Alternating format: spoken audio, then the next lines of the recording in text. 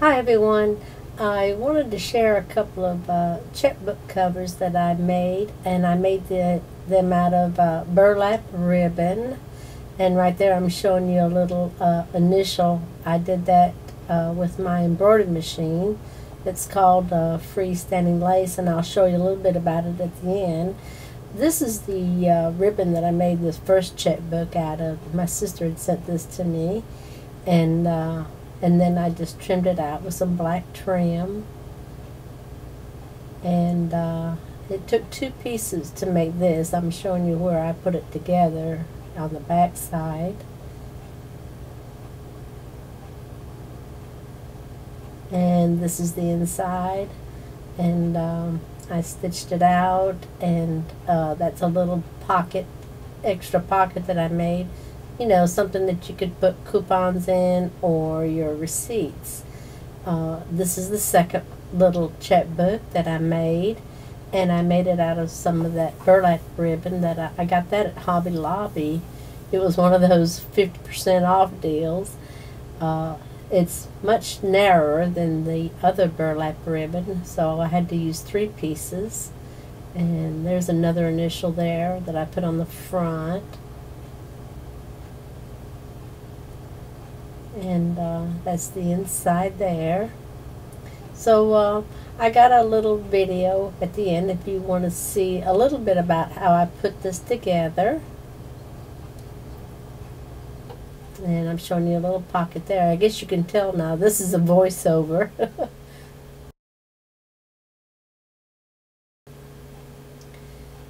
Okay, so these are the 2 ribbons.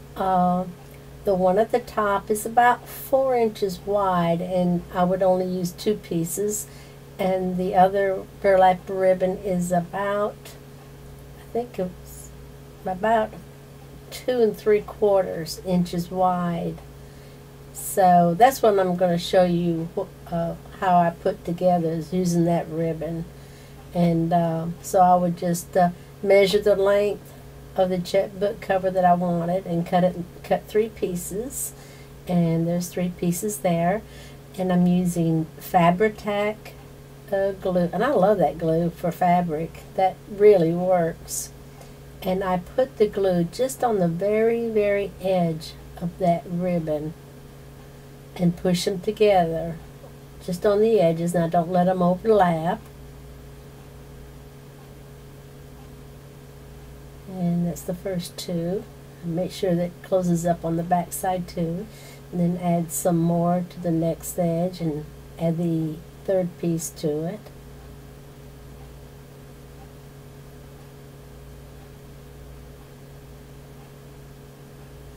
And as you can see, it makes it nice and smooth.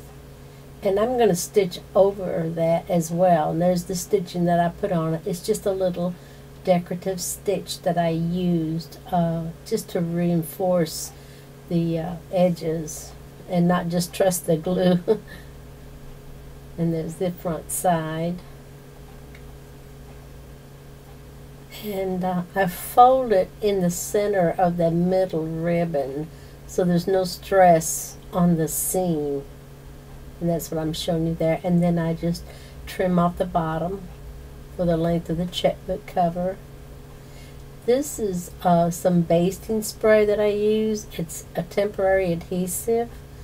And I'm also going to use this little piece of stabilizer. It's a 8x8 inch square. I buy them pre-cut like that. And I sprayed the adhesive on that paper, and I'm going to lay it on the back side of that cover, smooth it out, and then go ahead and trim it out.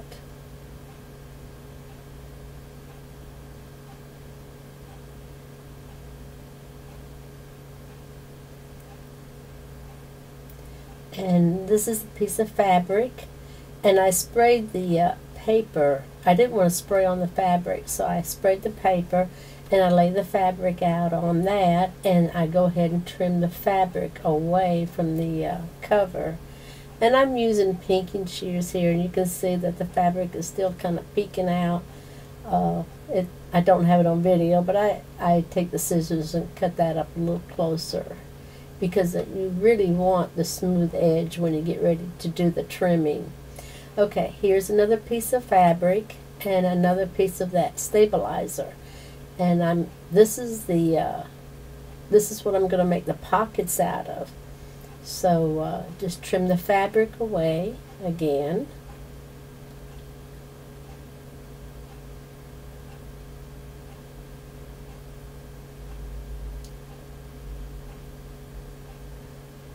And I'm going to measure, you see I got the checkbook over, I'm going to measure just the edge of the checkbook and cut off the edge. And that little piece I just showed you, save that because that's for the strap. I fold it in half and then I trim this with, or cut it in half with a pinking shear. And that's what I'm going to use to make the pocket with.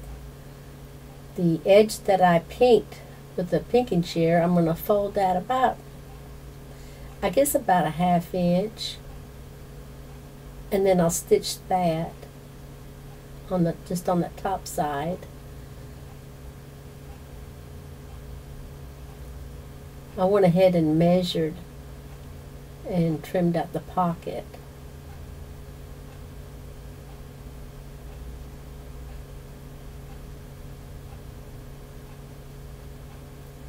And it's something I like to do is just to get an idea, to make sure I kind of placed it in the right place, and that's pretty much a preference, so that's where I wanted it. I can't say for sure the exact measurements would be if you were to try to do it, but you can kind of figure it out. There's the top of the pocket. I put a little decorative stitch on it.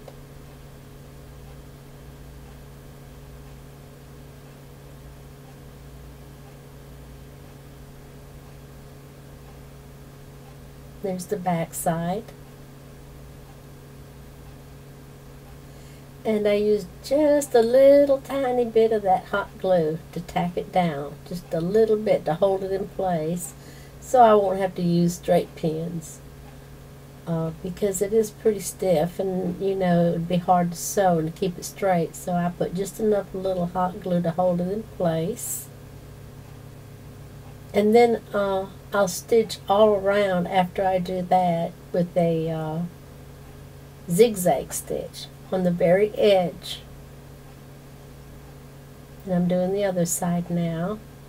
Okay, so I've already stitched it out on the edge, and right here I'm adding a little glue on the very edge, and I'm using the jute this time. I'm showing it. It's just jute.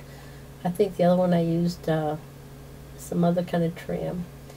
I cut a little piece of the ribbon and I adhered it to that little strip that had the fabric and the paper on it, and that's what I'm going to use for the strap. And showing you here, I'm going to stitch the edge of that and then add the jute around the edge of that also. Okay, here's a little video clip of my embroidery machine embroidering all those little lacy pieces that I made, and it's embroidered on water-soluble stabilizer. And so I was just going to show you real quick. You just dip it into some warm water, and that water-soluble stabilizer just falls off, and you rinse it out. There's the little embroidered piece. Those are really cool. And I also learned later that to trim close to my embroidery before I put it in water, that way I can save those bigger pieces of that water soluble that didn't melt, and make a little bit of a fabric glue out of it. I learned that. So yeah, these turned out really pretty. You just embroider on that and then dip it in some warm water. And usually, even after I do it this way, I like to rinse them off under the tap water again. And you can rinse as much of that stabilizer off as you want to make it less stiff. There's another little piece that I made.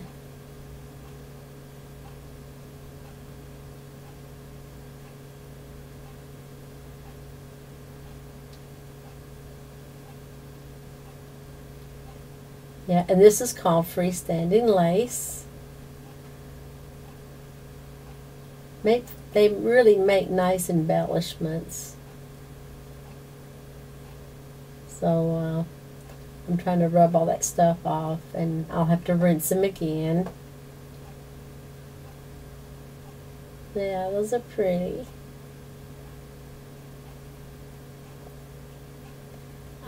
I've made several more, but I've given a lot of them away. And they can be cut and used on different kinds of projects, cards. So they're a lot of fun. I just wanted to share that with y'all. Isn't that a pretty little heart?